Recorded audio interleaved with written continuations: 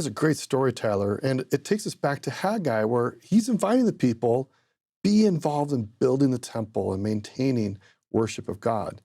So the people move in and get the work done. Chapter 2 opens, and there's some discouragement. This happens to all of us. We can work hard and we wonder, okay, where are all the blessings that I'm expecting? Sometimes they don't happen immediately. And even for these people in the time of Haggai, some of them had remembered what the Temple of Solomon looked like. And when they realized that the temple they built maybe didn't look quite as grand and opulent as the one from Solomon's days, some of them felt a little bit discouraged. And so Haggai has to remind them that God's work is an unfolding process. You can take hope that God will give your efforts alacrity. He will expand and amplify what you're doing, and you can have hope that his kingdom is rolling forth. And so even though these people had jumped in to help build the temple, they still needed some ongoing encouragement that God was with them. And keep in mind, this is only a month later. So they've been working on it for a month. They've built the foundations, they've started building things up. And as Taylor mentioned, that comparison, in fact, you see the word comparison there in the last line of verse 3. Look at what he says here. Who is left among you that saw this house in her first glory, and how do you see it now? Is it not in your eyes in comparison of it as nothing? You're saying nothing we're doing can compare to what was already done in the past by Solomon. Look at his conclusion, verse 4.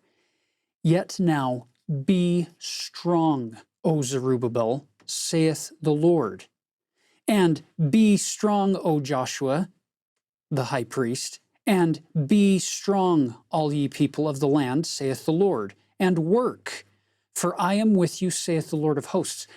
You'll notice this pattern where sometimes it can be applicable to a church calling, sometimes it can be applicable to a family relationship, or a career, or an educational pursuit, or some other thing that you're pursuing, where you get all excited. I've got my mission call, or I've got my marching orders, or I've got my new job, and you start into it.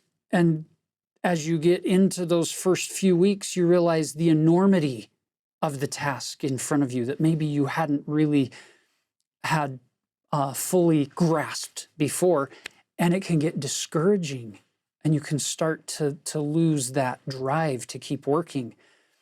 I think that's exactly what's happening here. And so verse 4, if you're in one of those phases of life, or if you know somebody who's in one of those phases of life, verse 4 is a powerful reminder to be strong and to work because the Lord is with us. It's going to be a process. Rebuilding this temple is not an event. It's a process, and it's going to take time. And at first, you're going to be discouraged because you're going to say, well, it's not as good as what somebody else has done. That's okay. Do the very best you can. That's what the Lord's telling them through Haggai.